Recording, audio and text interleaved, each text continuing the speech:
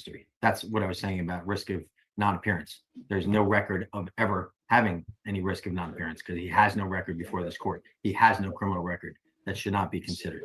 As it relates to obstruction, Judge, the state can make the obstruction argument in every single case, ever, before this court.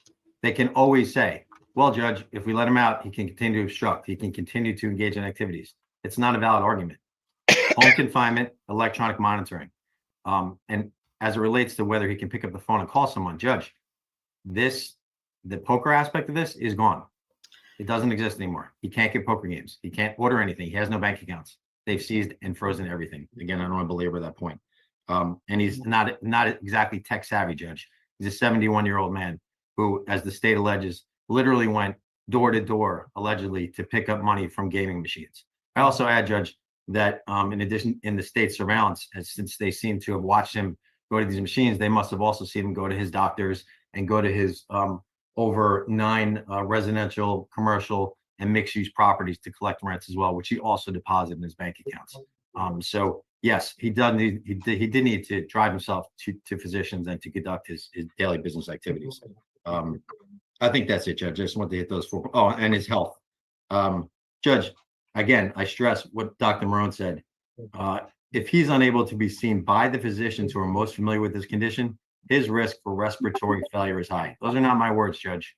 Those are the doctor's words. And I'm going to take the doctor's words to heart in this as it relates to this instance. So again, Judge, for the reasons stated prior and just now, we believe that there are certainly a combination of factors that will protect the community at large and will ensure that Mr. Capalbo appears as required for each and every court appearance in this case. And that's what the court needs to determine is important in this matter, whether or not he's going to show up or whether he's going to continue to be a danger to the community or obstruct this case. There's no evidence of obstruction. There's no evidence of danger, and he will be at every appearance, rest assured, Judge. And you can ensure that with the conditions that I recommended. Thank you. Thank you, counsel. We're going to take a 5-minute or so comfort break. I'll come back out after that and put my decision on the record. If counsel want to step away for a moment, feel free to do so. Thank you. Thank Judge. you, Judge. Thank you, Your Honor. Kathy, can I get a little side room with my client? I was just going to ask you, Mr. I'm Carletta, if you would Kathy. like to go into a breakout room with Mr. Capalbo. Thank you so much. You're welcome. I'll move you now. Okay. Mr. Capalbo, the jail will move you, okay? You don't have to do anything. Okay.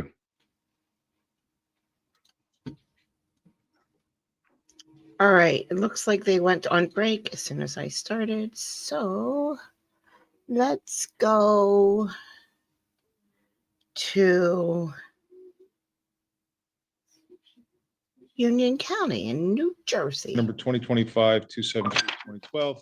Ms. Levner, how are we on discovery today? We're in receipt of discovery. It's satisfactory and will stipulate to probable cause for today's hearing. Thank you. Ms. Pace, I have your materials that were submitted in this regard. New Is there anything Jersey. else the state will rely on to show by clear and convincing evidence that detention is warranted here? No, Your Honor. Okay, please, then Ms. Pace, please proceed. Thank you, Your Honor. The state is asking for Your Honor to follow the PSA recommendation of no release. There is a current new violent criminal activity flag raised. The defendant here scores a 4 for failure to appear and a 4 for new criminal activity. The nature and circumstances of the incident offense here are serious. The defendant was charged with a 4th degree unlawful possession of a weapon, a 3rd degree terroristic threats, a 3rd degree possession of a weapon for unlawful purpose, and a 3rd degree aggravated assault. Your Honor, the weight of the evidence here is significant. There was an on-scene investigation. Victim W.O. was able to point out the defendant on scene. The offense incident was recorded by a body-worn camera. The victim was injured with a laceration to the back and was transported to a medical facility. And there was a weapon that was involved in the incident, a broken bottle. The defendant's history and characteristics show that the defendant is 23 years old. And during the time of these charges, he had pending 2 felonies from New York. He had 5 disorderly persons convictions.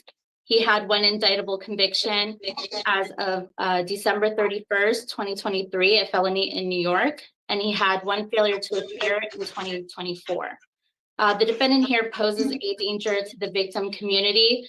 As this incident was violent in nature, defendant broke a bottle and stabbed the victim on the back with it, causing the victim to be transported and requiring hospital treatment. There is a failure to appear as, there is a risk of failure to appear here as he's had the recent failure to appear. The state believes there are no conditions that can contain the defendant from committing new offenses or contain the danger he currently poses to the community, nor ensure his timely appearance in court when required. The state here submits that the factors weigh in favor of detention. Thank you. Thank you, Ms. Pace. Ms. He has Ledner, I a have terrible the Jersey PSA accent. date for your client of May the 28th. Correct, Your Honor. Okay, please proceed with your arguments. Thank you. I'm asking that you release Mr. Yossi Guzman today on any conditions the court feels appropriate.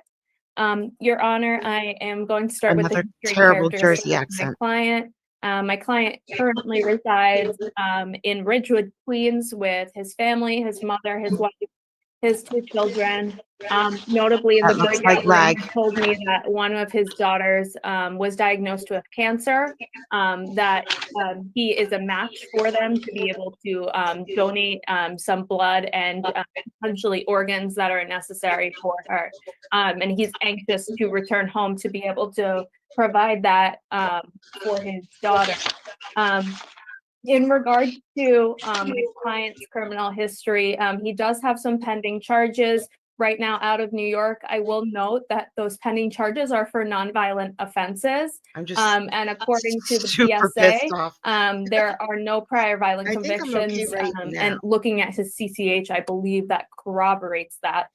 So this is really the scrolling banner Mr. Guzman's first too incident of alleged violence. And of course, these are just allegations to which Mr. Guzman denies these allegations.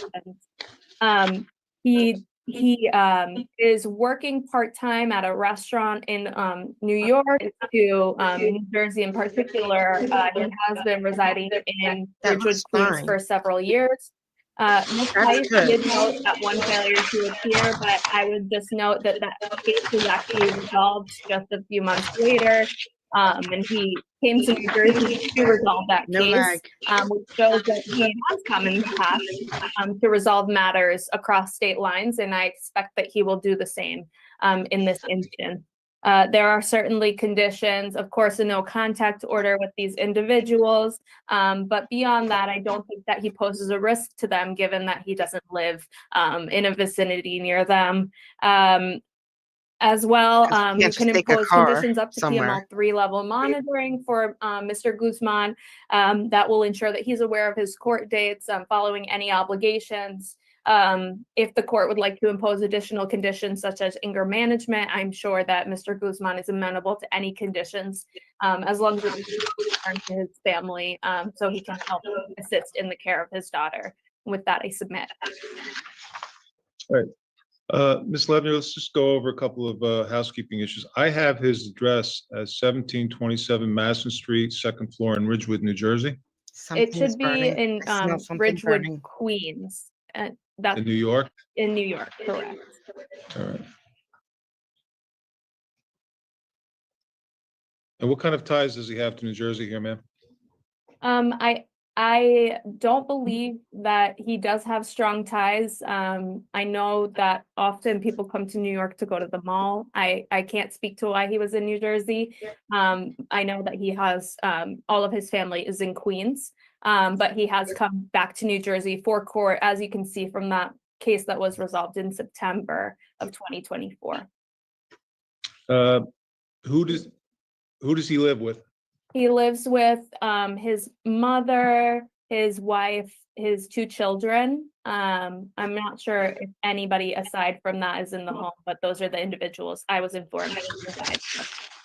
Are they going to be testifying today? No, I do not have anybody as a custodian today. Okay. Do you have any reply, Ms. Pace? Only that, Your Honor, it's always concerning when the defendant doesn't have current ties to New Jersey. It always makes it difficult to ensure that they will appear when required. And with that, the state will submit. Thank you, Your Honor. Okay, initially, I just want to, and I'm talking now to pretrial services, let's make sure we have the correct address. Because what I have on the complaint is a New Jersey address, and we just got a New York address from Ms. Levner. So let's just make sure that we straighten that out, okay? The court has reviewed, excuse me, I'm going to render my decision. Parties have 7 days to appeal.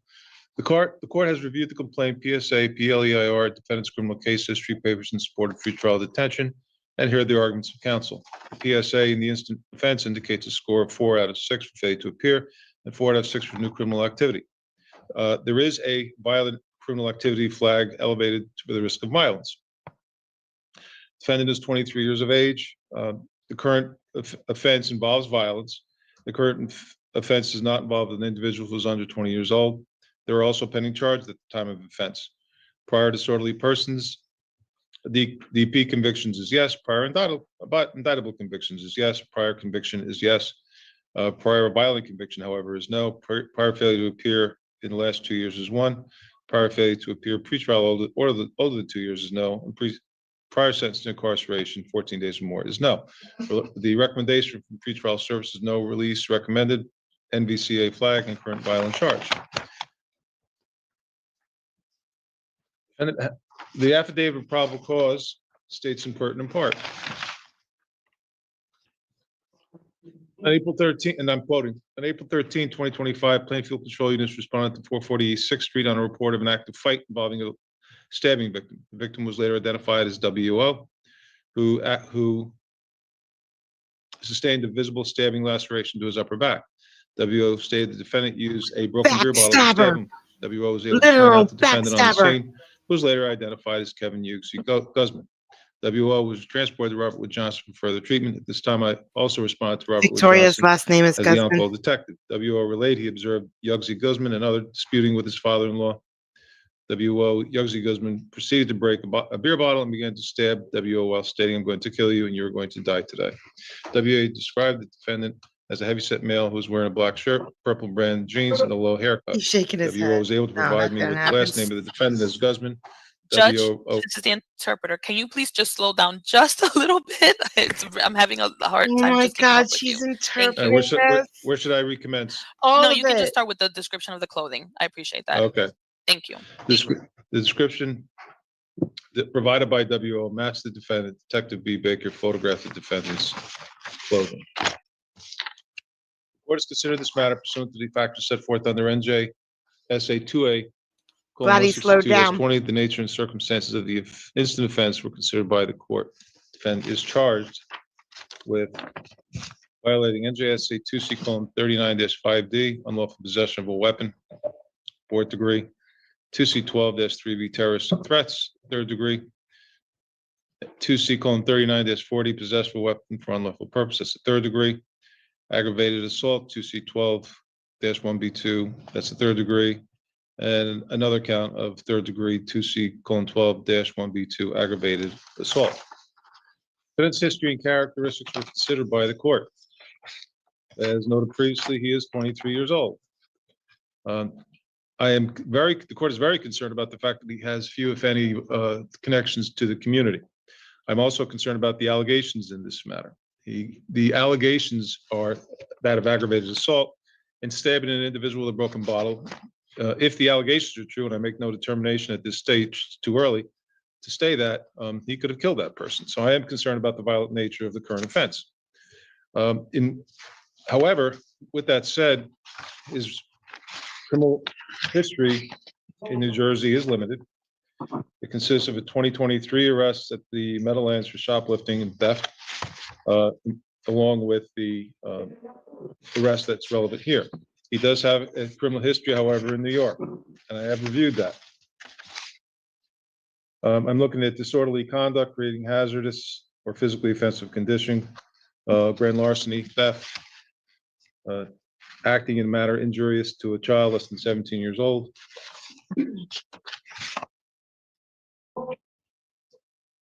credit card theft, and grand larceny. None of them involve crimes of, Grand larceny. I wonder what he Violence. did. well, I am not, I am less than convinced that the defendant here has any ties to New Jersey. New York is, I do understand that he lives in New York, which isn't that far away. So this is what I'm going to do. I'm going to take a leap of faith with this individual. And I am going to the court finds the defendant does not poses a danger to the victim and or the community. I do find that. However, I also find that the defendant does not pose a risk of obstructing or attempting to obstruct the criminal justice system.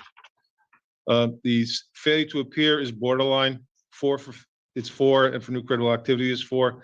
I acknowledge that new violent criminal activity flag elevated risk of violence. The court has considered the PSA recommendation of both the 4 for failure to appear and 4 for new criminal activity, and the fact that there is a new violent criminal activity red flag raised. For the above reasons, in weighing all the factors, I'm going to find that the state has failed to overcome the presumption of release by clear and convincing evidence based on the limited criminal history, at least in New Jersey. I'm going to release the defendant. However, I'm going to release him on very, very stringent conditions.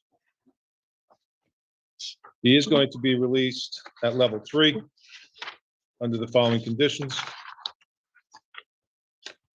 He shall report for all scheduled court proceedings. He shall not have any contact with the victim in this matter. He shall immediately notify pretrial services of any change of address, phone number, or other contact info. He shall not commit any offense during the period of release. He shall report to pretrial services as follows: telephonically every other week, and in person every other week. He will be confined to his home in Queens, except for to seek medical attention, York. legal New issue, seek legal counsel, go to court, go to and from work, and that's it. He shall refrain from possessing a firearm, destructive device, or other dangerous weapon. He shall refrain from excessive use of alcohol or any use of narcotic drugs or other controlled substance. Try to slow down, Madam Interpreter. You Without didn't a do very prescription by a well. licensed medical practitioner, he shall maintain or actively seek employment. I want to emphasize he is under home confinement, period. He must notify the court immediately in writing if he is detained in jail or prison, or otherwise cannot appear at a court proceeding. He must provide pretrial services with a valid cell number or email address to which they have access to receive reminders of scheduled court appearances. If he fails to appear at a court proceeding, is arrested in another state or jurisdiction, he agrees to waive all rights to extradition proceedings under New Jersey statutes and demanding states or jurisdiction statutes in regard to extradition law. Failure to appear, violation of any conditions of release or restraining order or the commission of a new offense shall result in one or more of the following penalties and consequences: issuance of a warrant for the arrest, increasing restrictive conditions, revocation of the release, forfeiture of any monetary bail, possible detention. All right. Ms. Lebner, I am releasing him, and I'm very serious about this. He's got to stay at home, except for the exceptions that we noted earlier. He won't. I'm taking a leap of faith with this defendant. If it comes back here and I find out that he's not abiding by the provisions that I just ordered, I will tell you there's a significant possibility he's going to have some legal problems here. Okay. Understood, Your Honor. Thank you. Okay. Judge, before we go, we need, if he's gonna be Oh, on. no, we don't need watch. his address on the record. Don't watch. Let's get, can we get that address again, Ms. Lebner? Yes, Your Honor. Look at me muting that address like a freaking professional. Yep, don't read her mouth. I like how they told him to slow down and he just didn't. People down south are probably going crazy. You got that? All right. I see the zip is 11358. That's New York. And 11358. I'll be sending the screening form shortly. Thank you, security. Thank you. All right. And I'm going to tell it right to the defendant, sir, prosecutor has a point here. What you're accused of is very, very serious. I am not for a minute minimizing what you may have done or You let him allegedly out. did on the day So, yeah, that you you are. allegedly stabbed a person with a broken bottle. I will also tell you with 100% certainty, I've already told to your client, I want to make an emphasis here. If you violate any of the provisions of your home confinement, and it comes in front of me, I may not be so benevolent the next time around, okay? So let's make sure you abide by those provisions. All right, I'm gonna find a New Jersey case with a New Jersey freaking accent. Let's get out of this. I think that's probably northern New Jersey. Let's go more southern. Maybe Sussex. Does it have a New Jersey accent? No, we already had them. Disciplinary review. Let's go. And recommend the imposition of a 3-month suspension.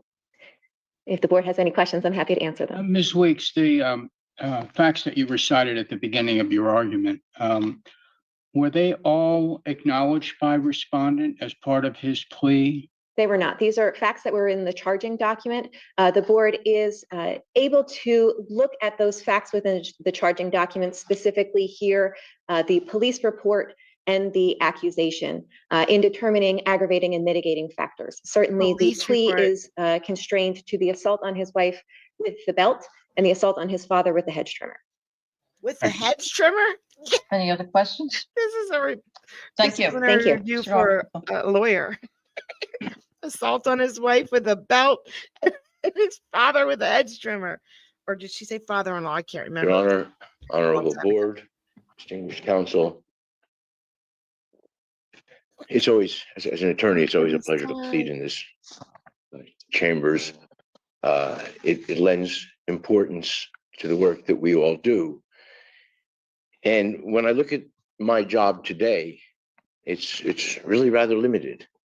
It's to ask you Please be to pro view se. this matter Please be pro se. with empathy.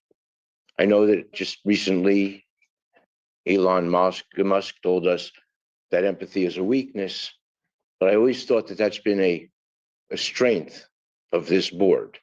And empathy is not sympathy. Sympathy is, I know Ms. Spencer would know, you can't rely on that in a jury trial. You can refer to tell a jury to have sympathy. And I'm not asking you for sympathy. I'm asking you for empathy. I'm asking you to understand what happened to this man in that context. He's here with his wife. Not per se. They take vacations together. There's The kids nobody still on love that him. side. And he's going to lose his job. He's not only going to lose his job, he's going to be probably very difficult to employ afterwards. And they like him where he works. And they support him where he works. His family's not afraid of him. And in the big picture, the Office of Attorney Ethics really is a consumer protection organization. And then they protect lawyers by protecting our reputations. I may be one of the few defense attorneys, ethics defense attorneys in the state. I don't really have a big problem with In re Wilson. We know that. There's not that many rules, and they're easy to follow, and we all know the big ones. And if you can't keep your money off somebody else's, your hands off somebody else's money, well, then you deserve to be disbarred. And I always agreed with the former chair of this board on that issue, even though I would do so Can you be silently. quiet for 1 second, sir? Bill is streaming Judge Fleischer right now, so you can go there. I'm going to keep sharing the link.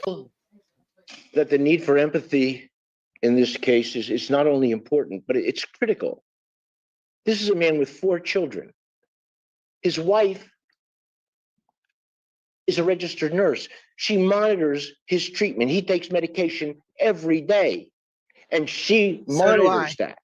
She loves him. I monitor. He loves her. This was a unique experience precipitated by an unfortunate medical condition which had no precedent and no antecedent. He beat her with a belt, sir. It happens. It happens. I we beat people fall with off a the belt all rocker. the time. We lose our mind. It really happens. And if you understand that it can happen, and you seek and get the appropriate treatment, and you recognize the symptoms, and you have coverage for your clients in case something should happen like this again, then the role is He went after obviated. his The role of father-in-law the with a hedge OAE trimmer. In is case that obligated happens as again? to protecting the public. He need not worry. He's not a menace to the public. He's never endangered his clientele. And the people that he did the most harm to are the people he loves the most and who continue to love him. Now, we don't need a black line, unyielding barrier between suspension and not suspension in matters. Yo, my ass, you give a lawyer an inch, he's gonna take a mile. I have no problem in the normal case with a 3-month suspension. And I believe that Ms. Weeks and the Office of Attorney Ethics was generous in that. They could have done worse in view of what he did. They could have asked for 2 years and it would not have been unreasonable. But neither is my request that he not be suspended at all. That's not unreasonable either. He's not going to do it again. But the consequences of a suspension could be catastrophic to him and his family. The family that he loves and that loves him. Has he completed PTI? I believe he's in the final parts of it. Is that correct? Yeah, I still have 10 months left. He had no prior interface with the disciplinary system. He had no prior episodes of this disorder. He sought immediate treatment. He recognized the gravity of what he did. And this board has always been very empathetic in reviewing the aggravating and mitigating circumstances. And they seem to see the big picture better. You seem to see the big picture better than Hi, Precious. many of your equivalent boards in other states that I've had experience with. I've always felt that in front of this board, while you will look at an event and say, well, how bad, how many victims were there, how much money was involved, over how long a period of time did it take, all of these things, they're less important to you It's than all good, Anna. how wrong was it really? And when we look at how wrong was it really, I don't think we look at how much damage he did, how badly he hurt them. We have to look at it in the big picture and say, well, what was happening to him that caused this stuff? Bill is showing Judge Fleischer at that link live. And I'm comfortable in believing that this can't happen again. I've spoken to his wife. She really loves him. She understands what happened. She's a medical professional and she gets it. And I'm asking you to please get it, because the suspension, while in the big picture of domestic violence, a 3-month suspension is not such a terrible whack. In this case, it really is. And so I'm asking you to view your empathy as a strength and not a weakness, to understand that this won't happen again, to understand that his clientele and his practice were not involved in this, to understand that he's receiving the appropriate treatment. He understands the possibility of its recurrence. He's got an understanding of his malady, and he's taken measures to ameliorate any future consequences if that should happen, and I don't suppose it will.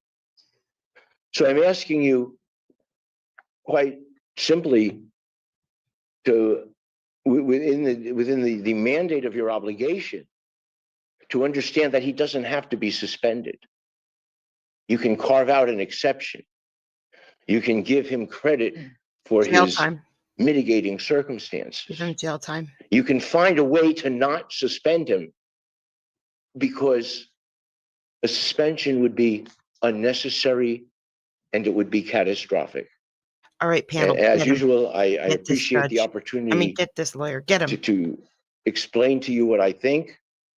I've always felt that this board listens with both ears and takes into consideration my arguments.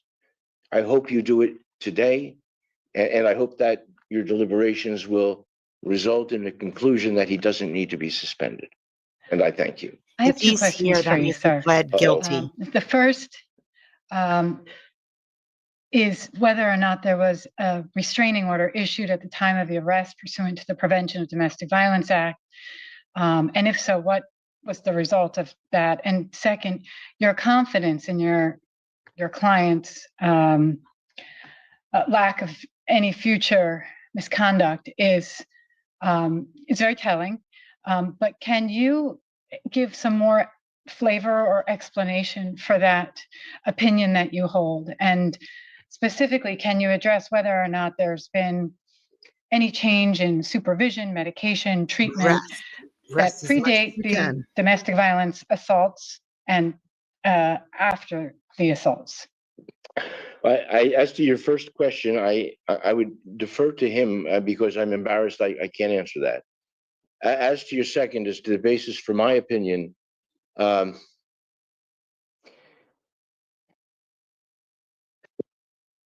the years, I represented a lot of people with psychological disorders. Criminals. And I know you have as well. I represented my share of child molesters and internet predators and all sorts of unsavory characters, murderers. And often there was a mental component. But it would seem that in my experience that the risk of recidivism or the risk of recurrence is a function of maybe a half a dozen factors. And the ones that come first to mind are, did he have a proclivity for this? Whether or not I believe that he had reason to believe that he may have had bipolar disorder. Somewhere in his history, I believe there might have been reason to believe that. I don't believe he ever thought he did. And so this was an unannounced, in that sense, episode. But my feelings about why I don't think he can do this and why I can say comfortably to you that I feel confident is because he's got the support at home. Because his that wife is often loves him. critical. He said it a million He's got times. an office situation Banana, thank that will you. allow him, if he feels a recurrence is happening, or if it's obvious that it's happening, they'll allow him to, he can tell them what it is. He doesn't have to hide it. Secretary, I feel like hitting you with a belt right I now. believe his acknowledgement of his own malady, he is not resistant to taking his meds, as often is the case. It's usually, as we know, everybody knows the stories of the people who temporarily feel good enough that they don't think they need the meds anymore, and then everybody knows the story. Have another episode, but he doesn't have that, and he's got his wife who understands that in a moment's notice she can call the police if something untoward is happening. After She's he hits her with the monitoring belt again. his taking his medication.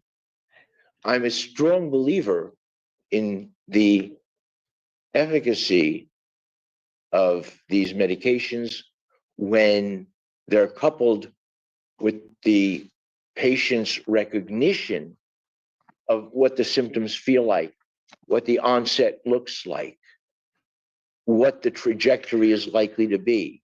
We're not And when going to he get a verdict, I understands don't this, think.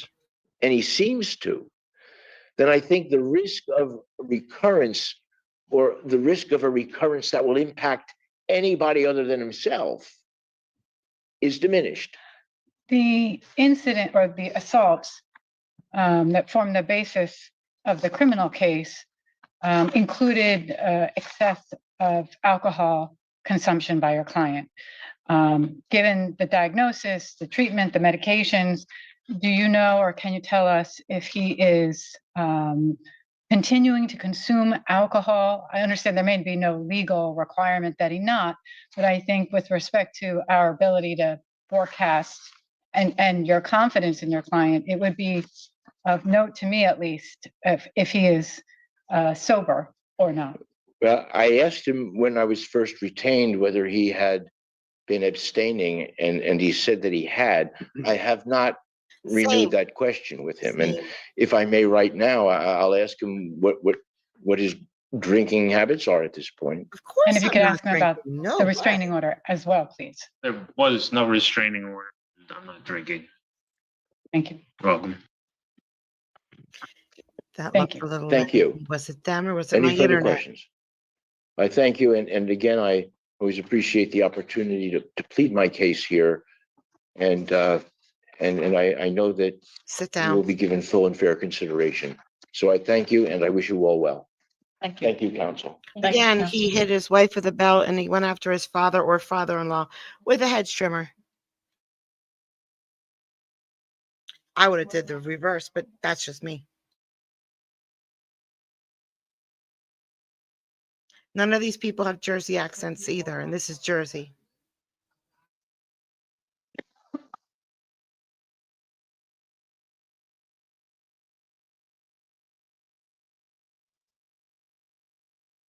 Ms. Tuck, we do have some new members of our office that I'd like to take the opportunity to introduce to the board. So first,